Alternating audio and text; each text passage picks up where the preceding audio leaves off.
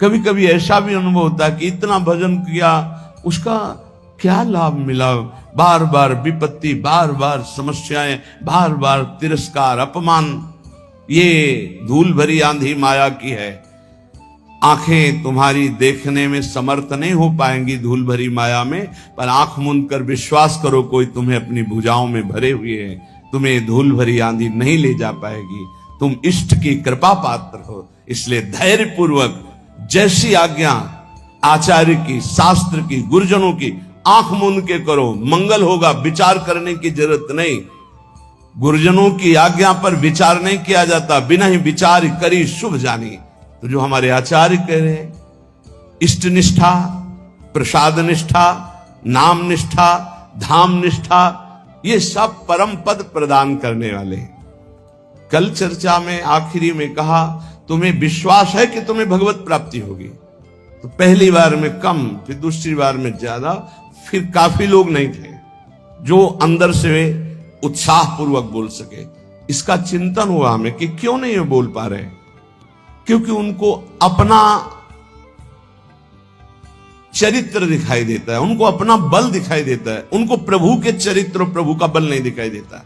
अपने बल से, अपने चरित्र से कोई महान नहीं हो सकता। आप समझ लीजिए, अगर कोई महान हुआ है तो उनके चरित्र गायन से हुआ है, उनके चरित्र चिंतन से और उनके बल से हुआ है। भाई मेरी बात समझो, मेरे बल से वृंदावन रानी, जिनकी चरण कृपाते पाई, इस बात को समझो।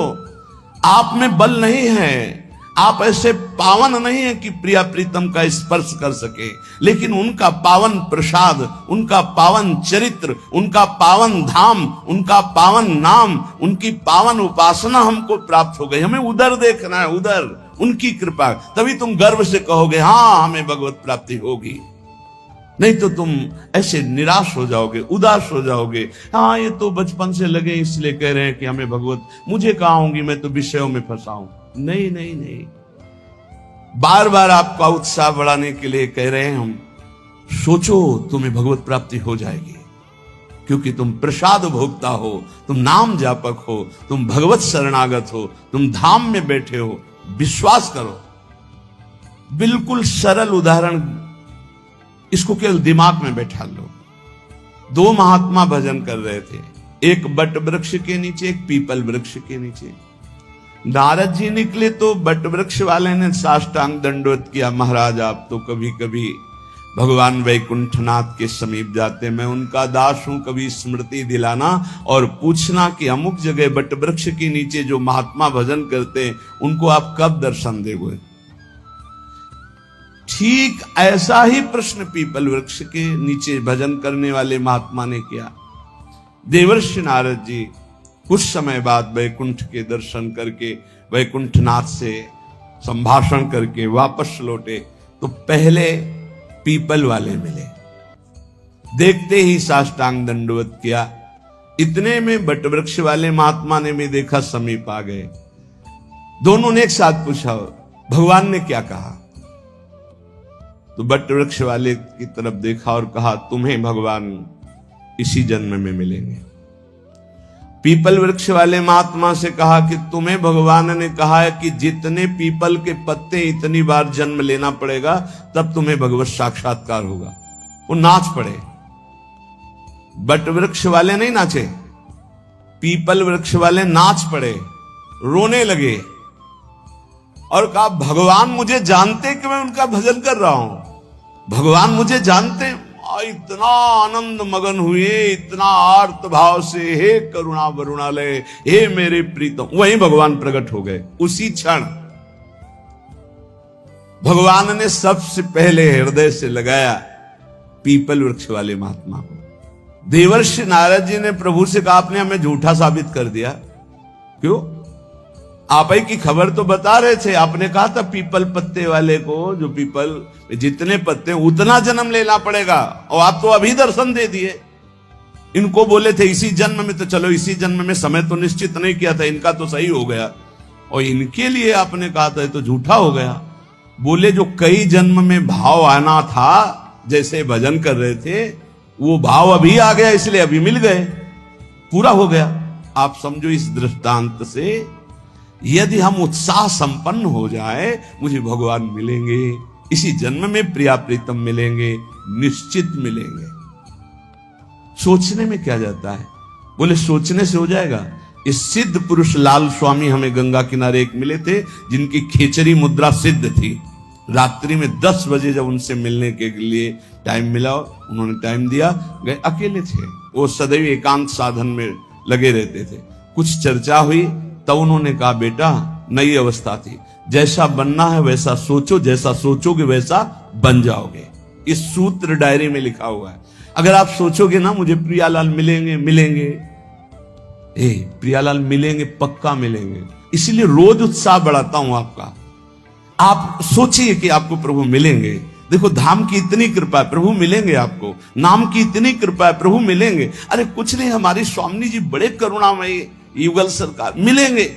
ये बार बार आपके दिमाग में हम डाल रहे हैं, उत्साह वर्धन कर रहे हैं कि आपकी सोच में आने लगे कि वैसे तो हमारा उत्साह नहीं, लेकिन संत कह रहे हैं, गुरुजन कह रहे हैं, शास्त्र कह रहे हैं, तो हम मिल जाएंगे, हमको भी मिल जाएंगे, निश्चित प्रभु मिल जाएंगे। बस ये बात आना महामंगल शुरुआत हो गई।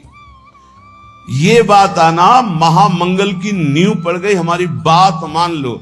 अरे बोले कल सोचने से प्रभु मिल जाए, पक्का केवल सोचने से मिल जाएंगे। पुत्र के बहाने नारायण तो परम पद मिल गया। आप धोखे में मत रहिए। प्रिया प्रीतम का नाम, प्रिया प्रीतम का धाम, प्रिया प्रीतम का रूप, प्रिया प्रीतम की लीला, ये निश्चित भगवत प्राप्ति कराती है। श्रीपाद प्रबोधानंद जी महाराज कह रहे, बहुत ध्यान से सुनना तो तुम्हें और पुष्टता हो जाएगी हमारी बात जो अभी कही।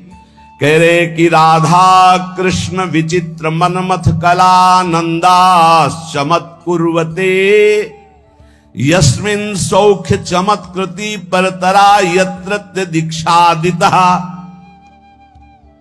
तद्वंदे ममकारतोद्भुत तमाद यस्याद्भुतानुक्षणोल्लासाः, श्रीवन राजसीम सुमहाभावम तमेव स्तुमः। ये वृंदावन धाम श्री श्यामा श्याम की प्रेम युद्ध भूमि है। श्रीमद चतुरासी जी, अद्भुत खेत महामन्मथ को दुंदु विभूषण राव, जूझत सुभट परस्पर अंग अंग उपजत कोटिक भाव। ये अद्भुत खेत माने समर भूमि, प्रेम की समर भूमि है। ये प्रेम का युद्ध होता रहता है यहां प्रिया प्रीतम, प्रेम का अद्भुत खेल। कह रहे यहां जो शरणागति दीक्षादि लेता है प्रिया प्रीतम की, राधा कृष्ण विचित्र मनमथ कला नंदास चमत कुर्वते।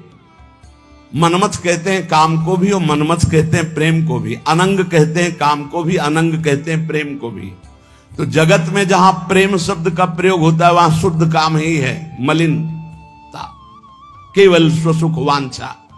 और जहां प्रेम राज्य में मनमथ का अनंग का काम शब्द का प्रयोग होता है वहां विशुद्ध प्रेम होता है। यस्मिन शौक चमत्कृति, अद्भुत सुख की चमत्कार आनंद राशि प्रदान करने वाली हो जाती है जो वृंदावन में दीक्षा लेता है प्रिया प्रीतम की शरणागति, प्रिया प्रीतम की उपासना। यस्मिन सौख्य चमत्कृति परतरा यत्रत्य दीक्षादिता, क्योंकि दीक्षा से उसका नया जन्म हो जाता है, ब्रजवासी माना जाएगा। एक होता है मां के गर्भ से जन्म लेना, एक होता है गुरु के द्वारा नाद से जन्म होना। एक बिंदु से जन्म माना गया माता पिता के, और एक गुरु के नाद से जन्म माना जाता है। ये नई दीक्षा जो हुई, ये नया जन्म हमारा है। शिक्षा दीक्षा सांसारिक तो बहुत हो गई, ये जो प्रिया प्रीतम की शरणागति है, हम शुद्ध ब्रजवासी हो गए दीक्षा मात्र से। ये नया जन्म, विश्वास, देखो सारा खेल विश्वास का है। पीछे प्रसंग सुनाया चतुर्भुजदास जी की कथा में, एक जमींदार के यहां से चोरी करके, बहुत प्रवीण था, वो कोई साथी नहीं रखता था, अकेले ही चुरा लेता था। एक जहां हमारा पहले गुरु आश्रम था वहां एक थे, वो 20 टार्च रखते थे और इसका रहस्य कोई जानता नहीं था। अलग अलग छतों पे अलग अलग जगह से टार्च ऐसे लगाते जिससे लगता कि 20 लोग हैं, वो अकेले डकैती डाल के ले जाते थे। बड़े प्रवीण थे। जब वो मारे गए थे तो गंगा स्नान करके जा ही रहे थे तो 50 लोग जैसे किसी पशु को घेरा जाता है ऐसे घेर के उनको, तो ऐसे उनके पीछे आदमी लगे। चतुर्भुजदास जी कथा कह रहे थे तो भाग करके उन्होंने सोचा यहां बच सकते हैं, तो भक्तों के बीच में बैठ गए। राज कर्मचारियों ने सोचा कि यहां चोर क्यों बैठेगा, तो उन्होंने सत्संग में कोई विघ्न ना पड़े इसलिए दूर से ही चले गए, पर वो मिला नहीं। उस समय प्रसंग चल रहा था। चतुर्भुजदास जी कह रहे थे जो श्यामा श्याम की शरणागति लेता है, दीक्षा लेता है, उसका नया जन्म होता है, पूर्व के सारे पाप नष्ट हो जाते हैं। ज्यादा पकड़ हुई नहीं, यही शब्द पकड़ पाए। सत्संग समाप्त हुआ, पास गए, कहा दंडवत महाराज, हम चोर हैं, सैकड़ों कत्ल किए हैं, चोरी किए हैं, डकैती की है, हमें दीक्षा दोगे? चतुर्भुजदास जी ने देखा कि इतनी सच्चाई से बता रहा है, हाँ क्यों नहीं, तुम्हें भी दीक्षा में, तो क्या हमारे सारे पाप नष्ट हो जाएंगे पूर्व जन्म के? हाँ पक्का, मेरा नया जन्म माना जाएगा? पक्का। ठीक है, कुछ नियम? बोले नियम ये कि अब चोरी नहीं करोगे और झूठ नहीं बोलोगे, और ये नाम दे रहे, नाम जप करो, तुम्हारा पूर्व का सारा पाप नष्ट, नया जन्म तुम्हारा। मुंडन कराओ। वो जो उनका विभत्स स्वरूप भयानक था उस हटाकर 12 तिलक लगाए, मंत्र दिया। अब तो वो चौड़ी छाती करके घूमने लगा। राजकर्मचारी घूम ही रहे थे। जो जमींदार था उसने पहचान लिया, उसने कहा ये चोर है, तिलक विलक लगाए लिए है तो वही चोर। बंदी बना लिया गया, राजा के दरबार में ले गए। राजा ने कहा कि आप तो वैष्णव चिन्ह धारण किए हुए, सच्चाई से बोले। बोले झूठ बोल ही नहीं सकता, गुरुजी ने कहा है झूठ नहीं बोलना, झूठ तो बोल ही नहीं सकता। पूछिए आप, चोरी की? बोले इस जन्म में नहीं की। वो जो सेठ साहूकार जमींदार था बोले चाहे जिसकी कसम खवा लो यही है, ये बाल मुड़वा डाला, तिलक लगाए है, कंठी बांधे, यही हम पक्का कह सकते हैं। वो कह रहा चाहे जिसकी कसम, उसने कहा इस जन्म में ही चोरी नहीं की। अब राजा बड़ी समस्या में, न्याय कैसे करें? एक वैष्णव तिलक धारण किए हुए, एक सच्चाई बात कर।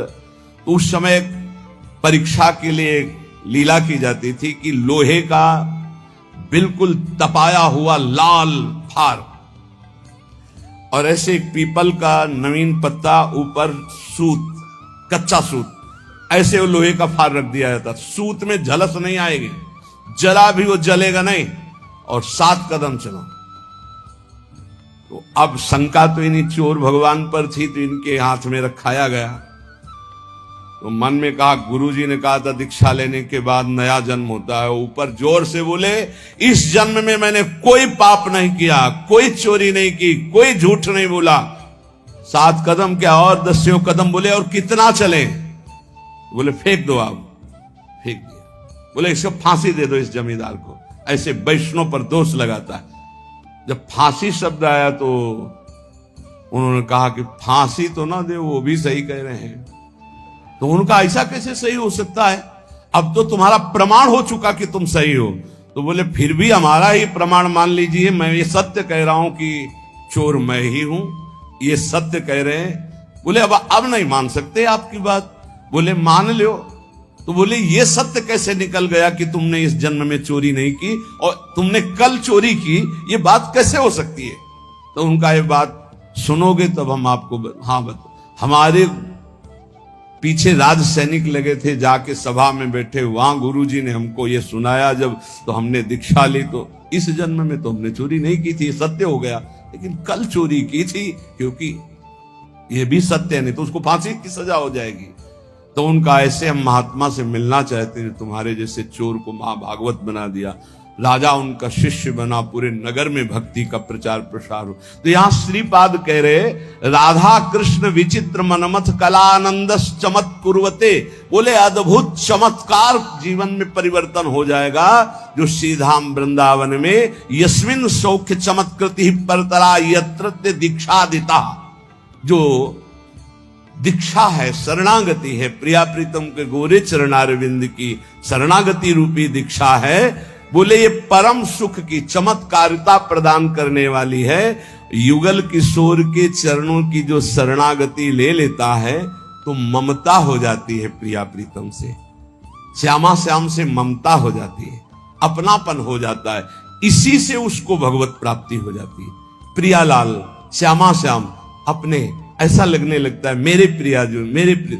देखो माया का क्या प्रभाव है, मेरी पत्नी, मेरा पुत्र, मेरा शरीर, मेरी संपत्ति, मेरा मकान।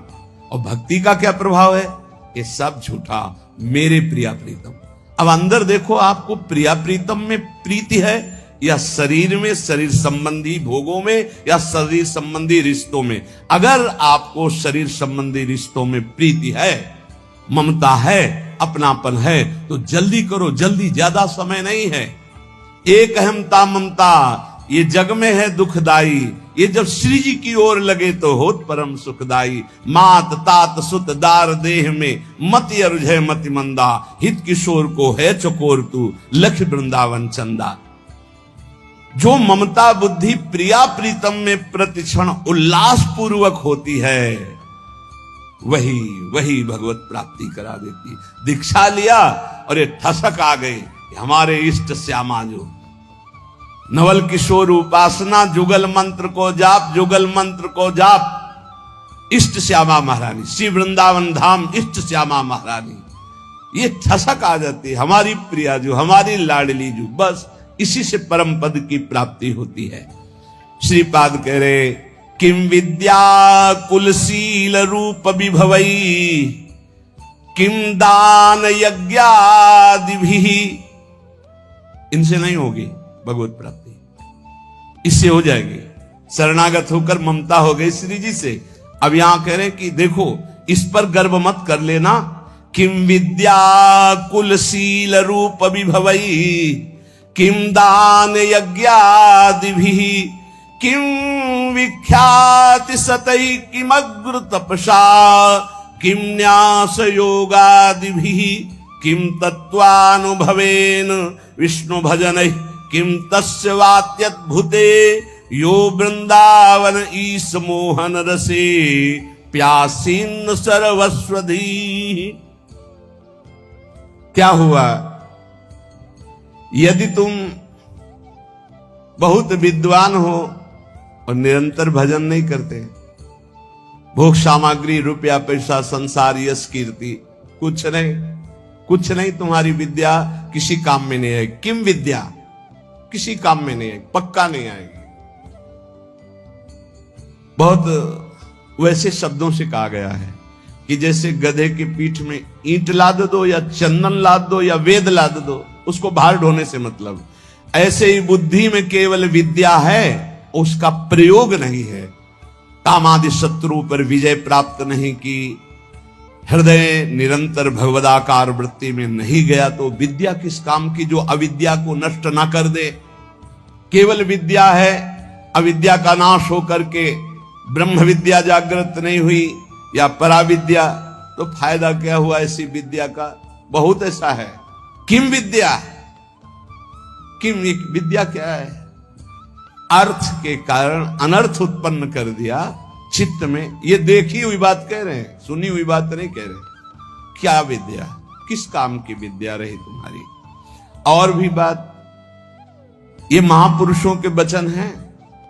किम कुलम, बहुत ऊंचे कुल में तुम्हारा जन्म हुआ और भजन नहीं किया तुमने, भगवत आराधना नहीं की, तो तुम्हारा वो अहंकार तुम्हें नरक ही ले जाएगा, कुछ नहीं होने वाला उससे। ध्यान रखना। राजसु यज्ञ में महाभागवत सोपच की पूजा करवाई वाल्मीकि सोपच की। क्यों? क्योंकि जहां दैन्य है भगवत भक्ति वो सबसे बड़ा।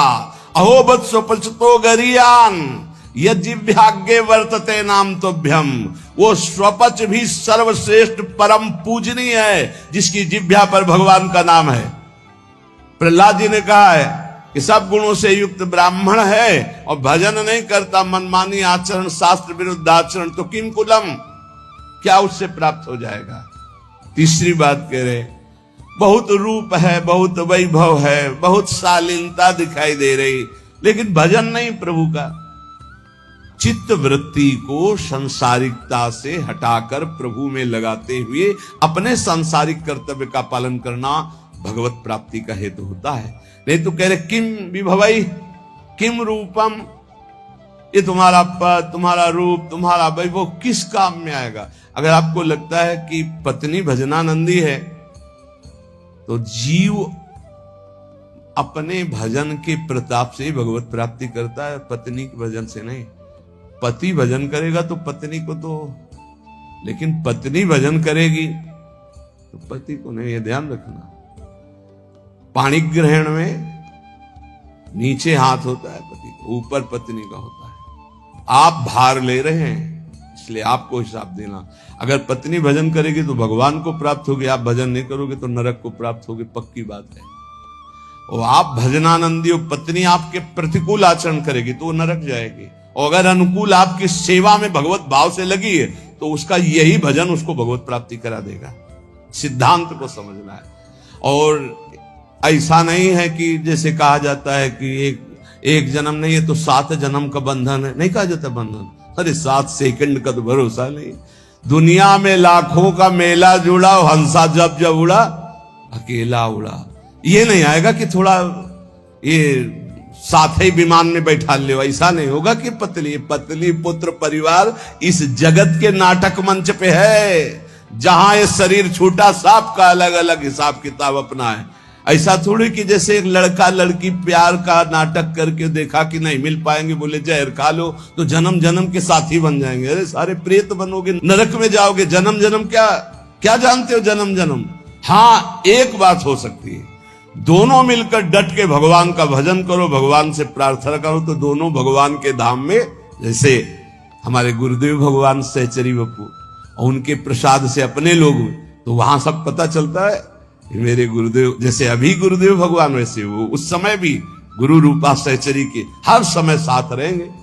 हमारे साथ रहना है, वैसे ही आनंद लेना है तो श्यामा श्याम का भजन करो। एक ही साथ चलेंगे, एक ही जगह प्रोग्राम होगा और एक ही जगह बैठ के प्रसाद पाएंगे, एक ही इष्ट के साथ खेलेंगे। और क्या, इतनी बड़ी जगह है कि पूरा विश्व चला जाए तो भी जगह बनी रहेगी। और इतना बड़ा प्रताप है कि हर उपासक को यही अनुभव होता है कि मेरे प्रिया प्रीतम सामने दर्शन और सबको सेवा। सोचो, सबको सेवा। अरे बड़ा दिव्य, वो बुद्धि की बस की बात नहीं। श्यामा श्याम का भजन करोगे तो जिसके साथ रहना चाहोगे वो भी पहुंच जाएगा, वो साथ ही भजन करो दोनों। अगर पति पत्नी दोनों श्यामा श्याम का भजन करें तो दोनों सहचरी बप्पू से श्री जी की सेवा में पहुंच जाएंगे। पर ये बोध थोड़ी रहेगा कि ये पति पत्नी, गुरु शिष्य का तो बोध रहेगा, क्योंकि सच्चिदानंद में कि मेरी गुरु रूपा सहचरी है, ये बोध रहेगा, पहचान रहेगी। लेकिन वहां पति पत्नी सांसारिक संबंध नहीं रहेगा, पर रह सकते हैं दोनों वहीं श्री जी की सेवा में सखी स्वरूप से या भगवत धाम में हरि पार्षद रूप से। तो कह रहे रूप विभव पद प्रतिष्ठा ये तुम्हें भगवत प्राप्ति नहीं कराएगी। नहीं, यही सर हो, भजन नहीं करोगे तो वहां थोड़ी सर माने जाओगे। नहीं, जब मुजरिम बना करके तुम्हें ले जाया जाएगा तो वहां साहब वाली थोड़ी मिलेगी। देवराजेंद्र के पद में है, त्रिभुवन के सर हैं, और फिसल गए तो सर्प बनाए गए। अब सर्प बन के वहां देवता थोड़ी उनको सर बोल रहे, नहीं नहीं, वो तो भूखे प्यासे तड़प रहे। कभी कोई फंस गया तो लील गए तो पेट का पोषण हुआ। महाराज नहुष इसलिए कह रहे कि रूप अभी भवई, बड़े रूपवान, बड़ा वैभव, बड़ा किस काम में आएगा। किसी बात का गर्व मत करो। जवान हो, रूपवान हो, बलवान हो, ये 4 दिन की चांदनी, फिर ऐसा समय आएगा कि अकेले उठकर सीढ़ी भी नहीं चढ़ पाओगे। जब हम हर चीज का मनन का स्वभाव रहा है, इसलिए ये जो महापुरुष कह रहे हैं उसे समझो। किम दानम, क्या तुम्हारे पास दान देने की सामर्थ्य? हर समय वासना का भूत चढ़ा रहता है, तू दानी, दानी तो हरि है, सबसे बड़े दाता, अनंत ब्रह्मांडों को दे रहे, तुम उनको क्या दे दोगे? भगवान को क्या दे दोगे? बहुत विचित्र। और अगर बढ़िया दानी भी हो तो कोई खास बात नहीं, जरा सी बात बिगड़ गई तो गिरगिट बन के कुआं में पड़े थे महाराज नृग। ये दानियों में बड़े बड़े याज्ञिक को, बड़े बड़े तपस्वी जिस पद की पूजा करते हैं वो देवराज इंद्र का पद है, वहां दुर्दशा क्या होती तुम्हें क्या पता। जब वैसे तो बहुत महिमा है, लेकिन जब देखो ना शास्त्रीय दृष्टि से तब पता चलेगा। इसीलिए श्रीपाद बोल रहे हैं, किम विद्या किम कुलम किम शील रूप विभवई किम दान किम यज्ञादि भी और किम विख्याति सतई। तुम्हारा बहुत यश है तो किस बात का? अगर भजन नहीं है, हो गया पुण्य प्रताप से यश होता है, पूर्व का पुण्य जो है वो यश फैलाता है। अगर वर्तमान में भजन नहीं तो वो खत्म हो जाएगा जाना, तो ऐसे ही जैसे हाइलोजन नहीं फ्यूज हो जाता है, ऐसे होते रहते हैं। पूरा विश्व जय जय जय, फिर उठा के नालियों में फेंक देते छवियां। अगर वर्तमान में भजन नहीं, वर्तमान में भगवत आराधना नहीं, तो पूर्व का जो तप और पुण्य संचय उससे वाह वाह होगी, और इसके बाद फिर चारों खाने चित्त। ये माया है, बर्दाश्त किसी की नहीं करेगी। और अगर भजन वर्तमान में हो रहा है, नाम जब वर्तमान शब्द पर ध्यान दीजिए, वर्तमान में तुम्हारा चरित्र पवित्र है, तुम्हारा नाम जप हो रहा है, तो बिस्तरे सब जग विमल कीरति साधु संगति ना टरे, बास वृंदा विपिन पावे श्री राधिका जो कृपा करें, जय जय श्री हरिवंश नाम गुण गाई है उसकी स्थिति। किमुग्र तपसा, बहुत बड़े तपस्या कर लिया तो क्या हुआ? अगर भगवान की शरणागति नहीं, भजन नहीं, तो देखो ना अम्बरीश जी महाराज बड़े महान भजनानंदी महाभागवत, और उनको मिटाने के लिए चले थे महान तपस्वी दुर्वासा जी, तो क्या गति हुई? त्रिभुवन में भागे घूमे। तो कह रहे अगर विशुद्ध भक्ति नहीं तो किम उग्र तपस्या, बहुत बड़ी उग्र तपस्या है, तो उससे क्या हुआ? एक तपस्वी को बहुत अभिमान हो गया कि मेरी तपस्या तो ऐसी है कि मैं पूरे विश्व को खरीद सकता हूं। तपस्या की थी, अब वो जिस महात्मा से देखो उसी से अकड़ दिखा रहे थे। तो जिस जंगल में रहते थे उस जंगल के सरोवर को सुखा दिया भगवान ने, और वर्षा हुई नहीं। अब वो प्यास से व्याकुल हो गए। अब भगवान एक साधारण पुरुष का स्वरूप रख के, घड़ा एक रखकर, ठंडा जल दूर से दिखाई दे रहा था, नजदीक से निकल, महात्मा ने कहा पानी पिला दो। बोले कुछ देव तब पानी पिला दें, ऐसे क्या? बोले आधी तपस्या दी। जब पी चुके, पूरा जल पी गए, वो घड़े का 2-3 लीटर जो था, आहा, बोले आधी तो ले ली, अब एक घड़ा जल और बताओ, दूसरी ले लो। जब बताना हम लेके आ जाएंगे। तुम तो कह रहे थे पूरी सृष्टि को खरीद लेंगे अपनी तपस्या से, और 2 घड़े जले में बिक गए तुम्हारी सारी तपस्या। क्या रहा तुम्हारे? तुमको क्या अहंकार नहीं? ये वायु, ये अग्नि, ये जल, ये पृथ्वी, ये तुम्हारा पोषण कर रही। अहंकार मत करो, उसी से तुम्हारा शरीर बना है, उसी से तुम तप कर रहे हो, तो भगवान की जय जयकार करो, अहंकार करने की जरूरत नहीं। तुम्हारा जितना तप है 2 घड़े जल में बिक गया। एक बड़े तपस्वी थे, एक शांत चित्त भजनानंदी महात्मा, तो गंगा पार कर रहे थे नाव में बैठकर शांत चित्त। अब उनके साथ बहुत से शिष्य थे जो उनके सेवा परिचर्या में थे। ये बात देखकर एक तपस्वी महात्मा अपमान करने के लिए खड़ाऊ पहनकर गंगा जी में ऐसे साथ साथ चलने लगे। तो जो अज्ञानी जन थे वो कहे वाह भाई, महात्मा हो तो ऐसा, क्या महात्मा खड़ाऊ पहनकर गंगा जल से निकल रहा है। जब पार गए तो उन महात्मा जी बिल्कुल उदास, जो नाव में बैठे थे, गए उन महात्मा से कहा, ए महात्मा, क्या है भीड़ बटोरे घूम रहे हो, कोई तप है तुम्हारे अंदर? कुछ नहीं बोले।